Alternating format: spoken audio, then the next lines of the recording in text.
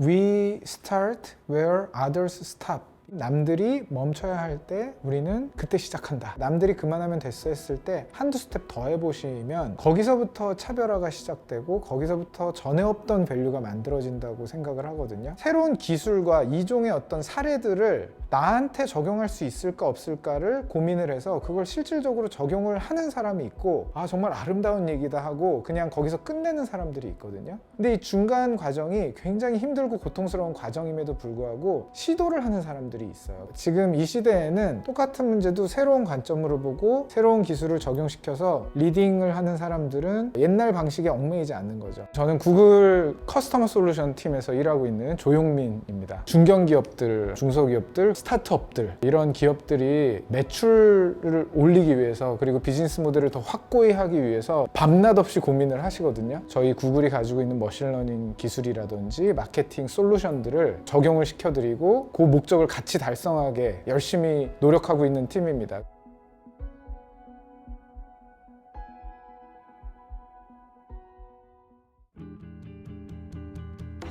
우리나라에서 최고의 타코집을 찾으려면 어떻게 해야 될까요? 이런 태스크가 이제 주어졌다고 생각을 해보세요. 그럴 때 전자공학을 전공하거나 코딩을 하는 사람들이 접근하는 방식과 답을 도출하기 위해서 그냥 맹목적으로 달려가는 좀 방법론하고는 좀 차이가 있다고 생각을 하거든요. 문제를 이제 브레이크다운 하게 되는 거죠. 레인지는 어느 정도냐? 그러면 우리나라가 될 거고, 베스트라는 거 어떻게 디파인 할 거냐? 맛있는 집이냐? 댓글 중에서 긍정 댓글이 많은 거냐? 타코집은 어떻게 정의를 할 거냐? 이런 것들을 사실은 코딩하면서는 이걸 다 봐야 되는 거잖아요. 파이썬에서 아이들 창을 켜고 그거를 하나하나 입력한다고 생각을 하면은 이 문제 해결의 실마리가 이제 보이기 시작을 하는 것 같아요. 저도 이제 전자공학을 전공하면서 배웠었던 거는 오히려 그런 코딩은 다 까먹었고요.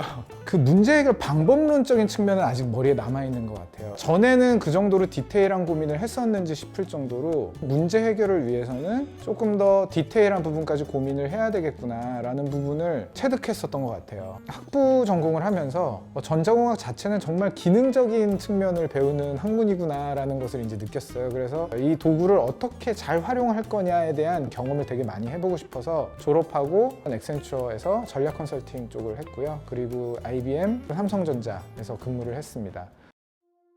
커리어 기간 동안에 했었던 프로젝트들이 몇 가지가 있는데요. 굉장히 힘든 시기를 겪고 있는 뷰티 인더스트리의 한 회사가 있었습니다. 비대면 시대로 되고 화장품 구매도 많이 이제 주춤하고 그런 상황이었었어요. 대면으로는 화장품을 팔 때 이렇게 시착 같은 거를 하잖아요. 화장품 회사가 실질적으로 시착을 유튜브를 통해서 해볼 수 있는 기능을 탑재시킨 케이스가 있어요. 유튜브 크리에이터가 립스틱을 바르죠. 그러면은 밑에 시착 버튼이 있습니다. 그래서 시착 버튼을 누르면은 제 얼굴이 리얼타임으로 카메라로 찍혀서 바로 나오는 거예요. 화장품을 구매하시는 분들에게는 아주 혁신적인 개념이죠. 그리고 밑에 샵 버튼이 있어요. 그래서 구매까지도 이루어질 수 있는 랜딩 페이지로 넘어갈 수 있는 기능이거든요. 그런 사례들을 기술을 어떻게 적용시키는지 정확히 센싱을 해서 기술을 활용을 해서 이런 회사들을 도와줄 수가 있구나. 이 새로운 기술과 이종의 어떤 사례들을 나한테 적용할 수 있을까 없을까를 고민을 해서 그걸 실질적으로 적용을 하는 사람이 있고, 정말 아름다운 얘기다 하고 그냥 거기서 끝내는 사람들이 있거든요.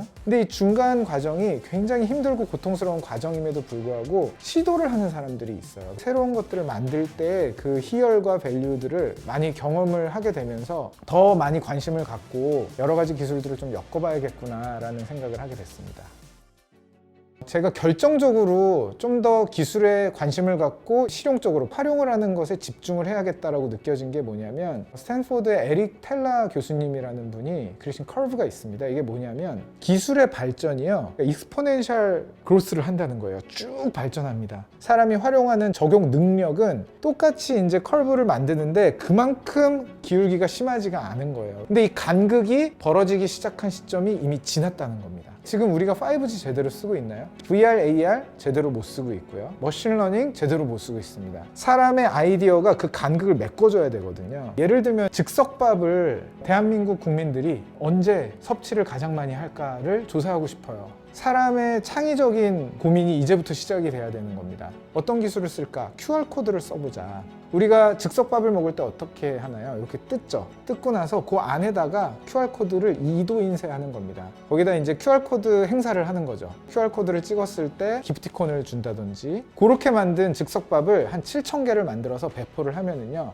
정확하게 즉석밥을 우리나라 국민들이 밤 9시 반에 그렇게 많이 먹는지 알아낼 수 없었거든요. 사실은 사람의 창의성 없었으면 QR코드라는 기술하고 즉석밥을 먹는 개수를 세는 것과는 완전히 다른 얘기거든요. 홀로 있을 때는 그렇게 빛나는 기술이 아닐 수가 있습니다. 떠다니는 기술을 그렇게 엮어서 전에 없었던 밸류를 만드는 거, 이게 아까 말씀드린 그 커브에서 간극을 메꿔주는 창의력이라고 생각을 합니다.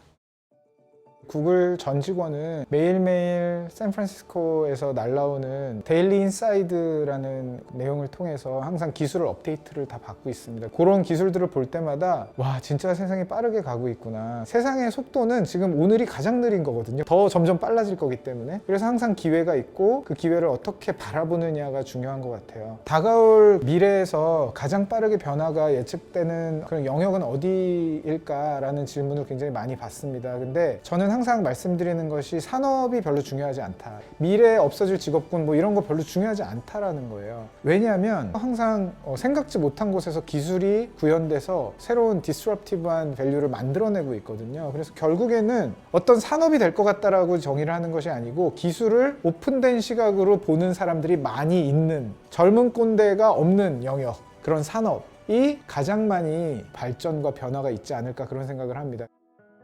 미즈호 은행은 일본의 굉장히 관습적이고 오래되고 탑3 은행 중에 하나입니다. 그 은행이 겸업 권장을 하기 시작을 했어요. 미즈호 뱅크는 미래 디지털 트랜스포메이션을 굉장히 열심히 집중해서 노력을 하고 있어요. 아시다시피 우리나라도 디지털 핀테크들이 많이 나오고 있고요. 근데 일본은 사실 거기에 굉장히 많이 비하인드 돼 있다라고 얘기를 하거든요. 은행들이 관습적인 것에서 못 벗어나서 이런 것들이 많이 뒤처지지 않았을까. 조직을 딱 봤더니 조직원들이 자기 업무에만 매몰되어 있거나 이 업에 오래 있다 보니까 사고방식들이 고착화되거나 이런 이슈들이 발생을 했었던 거예요. 좀 더 다양한 경험을 시켜주자. 그래서 우리 조직을 트렌드 세비하게 만들자라는 목적에서 반로가 됐다고 합니다. 은행 안에서도 그 한 산업이라든지 고민에 매몰되지 않고 다양한 경험을 했을 때 그게 파워풀해진다는 거죠. 그래서 강한 팀이 되는 거죠. 어벤져스가 전부 다 헐크였다면 지구를 못 구하잖아요. 중요한 건 이런 겁니다. 나는 이번에 미래 사회를 그리는 포럼에 가서 아젠다를 듣고 싶다라고 했을 때 이게 우리 업무랑 관련이 있어? 라는 질문으로 그런 기회를 막아버리는 것, 이런 우를 범하지는 않았으면 좋겠습니다. 모든 조직이.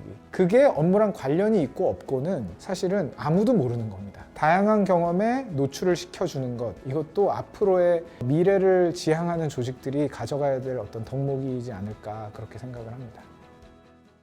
We start where others stop. 이게 어느 차의 정비센터에 붙어 있는 표현이었는데요. 남들이 멈춰야 할 때 우리는 그때 시작한다. 여러분들이 지금 어떤 고민이 있으시거나 사회적 이슈에 직면해 계실 때 이 정도 고민하고 한번 해볼까? 라고 했을 때랑 내가 조금만 더 고민을 해보고 조금만 더 노력을 해보고 했을 때, 그러니까 남들이 그만하면 됐어 했을 때 한두 스텝 더 해보시면 거기서부터 차별화가 시작되고 거기서부터 전에 없던 밸류가 만들어진다고 생각을 하거든요. 똑같은 문제를 나는 해결하는 일상생활을 갖고 있는데 출근해서 퇴근할 때까지 항상 비슷한 업무 혹은 굉장히 발전이 더딘 영역에서 뭔가를 하고 있거나, 그러면은 내가 고민을 어떻게 더 깊이 있게 하지? 이렇게 생각하실 수도 있는데 2017년의 문제와 2021년의 문제와 똑같다라고 바라보는 사람들이 주로 하는 얘기가 있습니다. 그거 해봤는데 안 돼. 꼰대라고 우리가 표현을 하죠. 지금 이 시대에는 똑같은 문제도 새로운 관점으로 보고 새로운 기술을 적용시켜서 리딩을 하는 사람들은 옛날 방식에 얽매이지 않는 거죠. 그런 방법론으로 풀어보려고 노력하는 거, 이게 가장 중요할 것 같아요.